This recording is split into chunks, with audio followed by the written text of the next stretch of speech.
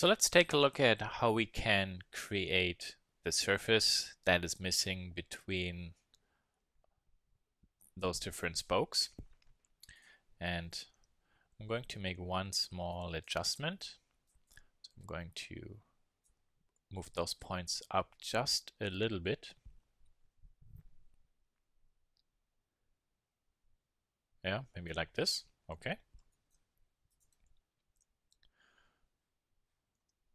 And then I select both, press Shift D, so I make a full duplicate, press Escape, and that duplicate I hide by pressing H. And then my original objects I can select and, for example, put onto a different layer. And then I press Alt H to unhide the duplicate. If I go into edit mode, you see I only have one object I could work on, but I would like the other objects to be touchable as well. So what I have to do is inside my modifier tab for my array, I have to click apply, and then the geometry is created for me. Because what I could do now, for example, to start is select always those points or edges and press F for fill. You see that I'm creating the missing faces. So this way I already have created a very basic blend surface between those spokes.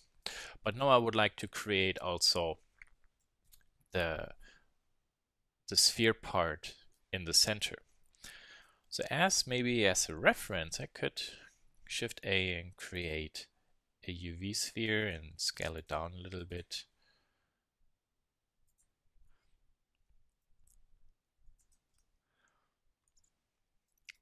And maybe see roughly kind of like if I like the scale. That seems to be, well, probably good. Actually, let's turn on the bike part, and I just realized everything in here was modeled not where it should be. So I have to move everything over a little bit. So the parts really line up nicely with the world.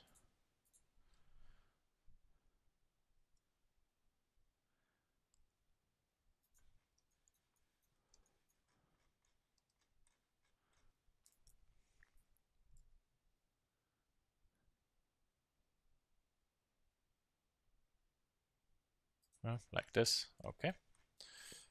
That is good. Let's zoom out. And let's turn on the bike again. So for example, there we can see how much space, for example, is between the fork and the wheel. And yeah, it looks like roughly the size I have here for this ball seems to be okay. That's possible. Yeah. Okay. I'm going to give this one maybe kind of temporarily a different color so it's easier to distinguish from the rest of my geometry. And then I'm going to select either my empty or my wheel.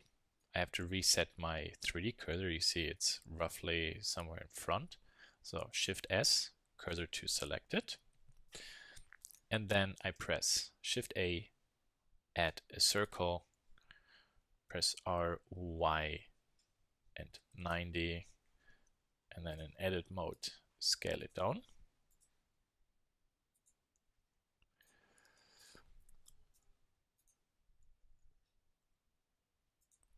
And then I have to include this ring with my spoke object. So I can select my ring, select my spoke geometry, and then I press Ctrl J, or I go to Object and Join.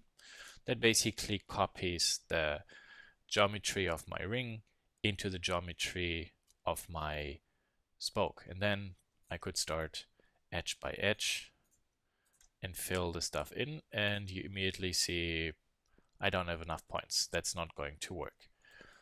So how do I figure out the amount of points I actually need? Well, that's only a matter of counting.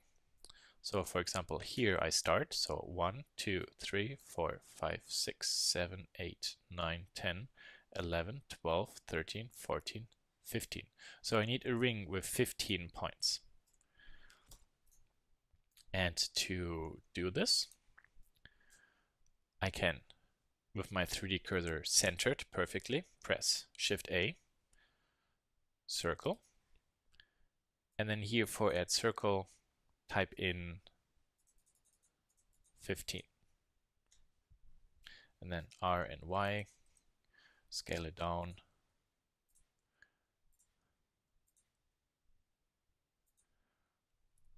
And maybe rotate it a little bit. So now I really would like to rotate this correctly. What would be a way to figure this out? So I have 15 points.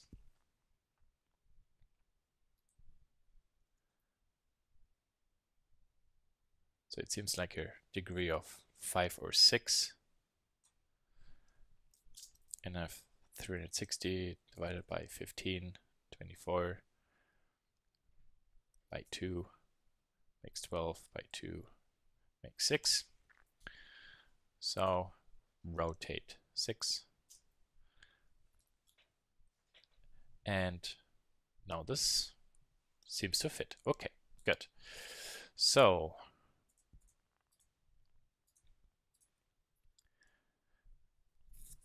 then I have to move this one out a little bit, of course. And then I can start connecting the different faces. And you see they match perfectly. And then Blender is creating the blend surface for me.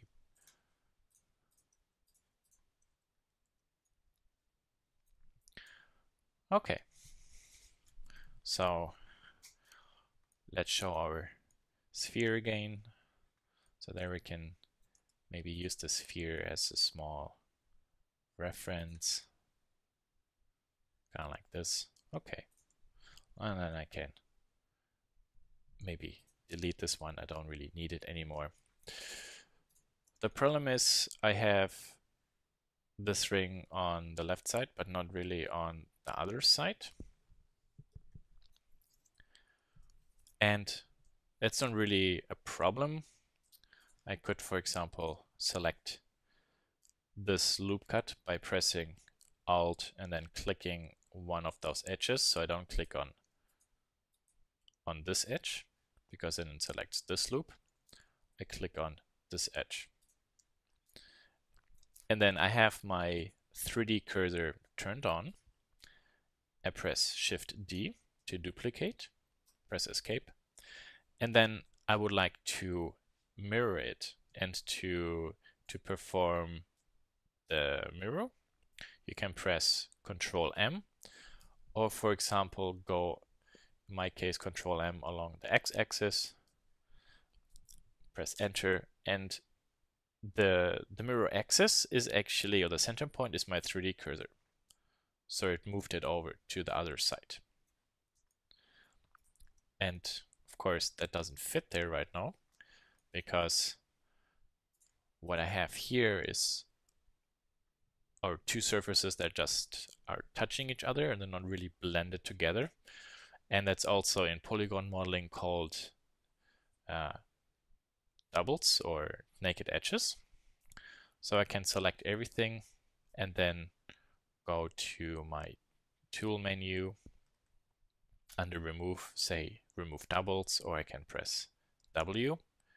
Under the specials menu, select remove doubles, and then you might get something like this, which is not really a big problem. The normals are flipped, so we could say normals recalculate, and then everything is perfectly blended.